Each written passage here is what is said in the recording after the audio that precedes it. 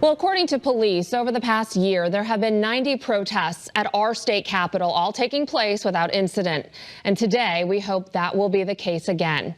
But law enforcement, of course, isn't taking anything for granted after the FBI issued warnings about possible violence by armed individuals at state capitals in all 50 states.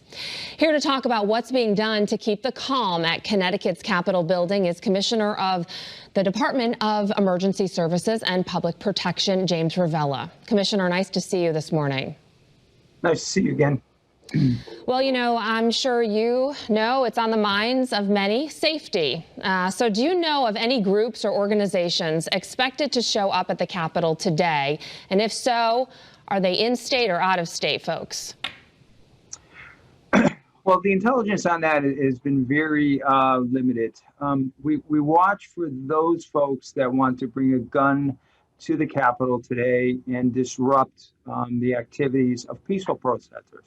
We're in full support of a peaceful protest, supporting the First and Second Amendment to do that. But right now, the intelligence isn't that vivid about the state of Connecticut. Commissioner, what about specific threats? Any that you've heard of here in Connecticut?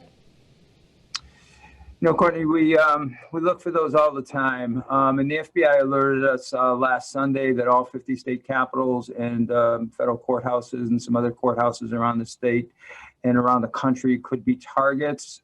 We have no specific or substantiated threats against any of those facilities in the state of Connecticut. But you know, out of abundance of caution, I have to really build or ramp up the security with our different partners, right? Our Capitol Police, Hartford Police, East Hartford Police, West Hartford Police, big with the Connecticut State Police and all the assets they bring to the table. Even a state partner, the Department of Transportation, has helped us quite a bit. And that leads me to my next question. What specifically are you doing to keep our Capitol building from being vandalized? You're going to see a pretty big force there this afternoon, which is quite different than the protests we had before. The landscape has actually changed. Once you tell us you're bringing a gun, and as a result, you're bringing a gun because of last week's violent action at Washington, D.C., that really ramps up our preparation. Even the National Guard will be with us, along with those police departments and state police that will be there. But it's going to be a different look. It'll be uncomfortable. And there's a message that I really want to send. We're in full support of peaceful constitutional rights. But don't come disruptive. Don't come looking to breach the perimeter. Don't come looking to cause vandalism or trouble. Because you're going to see a much different approach. You know, how much planning, Commissioner, went into this? Well, you know, as I watched Washington, D.C. on the 6th, the Colonel and the Colonel is a great asset, Colonel Malikas, because he actually worked at the Capitol before he became a trooper. And he told me this site, this location, that location, why didn't they do this? Why didn't they do that? And so our preparation started last Sunday in earnest, recruiting all our different partners and exploring the Capitol and the grounds around the Capitol and our other state assets in and around the area to include the entire state. I know, I was going to ask if the Capitol area is your only concern, but it sounds like you're looking at the entire picture here.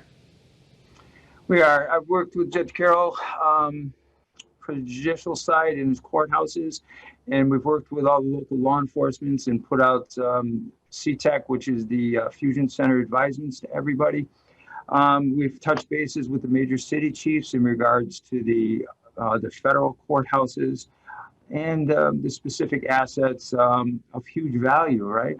You're not going to breach our Supreme Court or the state library there.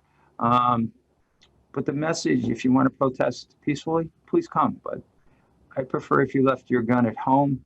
The ramifications of arrest are tremendous. And Courtney, if you don't mind, I'd run through those a little bit. Go ahead. You know, if you get arrested, the possibility of losing your job afterwards. My firearms unit will be after your permit to carry, will be after taking your firearms.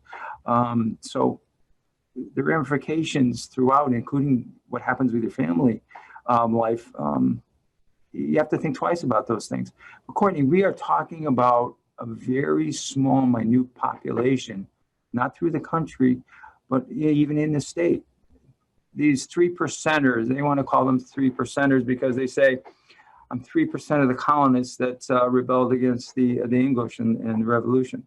The tread of refused to be silent folks, taxation without representation, QAnon, Proud Boys, Boogaloo Boys, Antifa.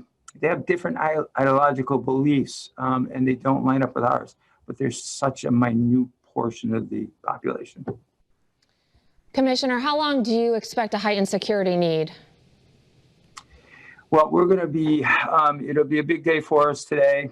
We're running operations well through the inauguration, looking for a peaceful transfer of presidential power.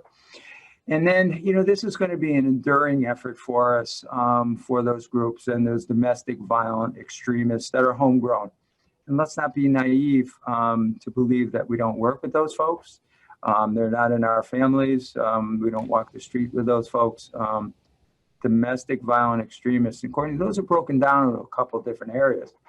Militia violent extremists, anarchists, sovereign citizens to a certain degree. What's aspirational, what's intentful, that's a lot for us to work on.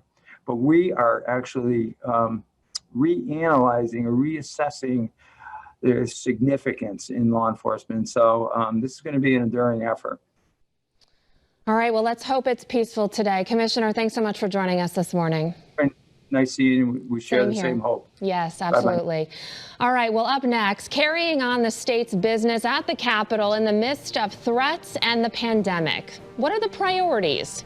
Representatives Jason Rojas and Vincent Caldelora will join us.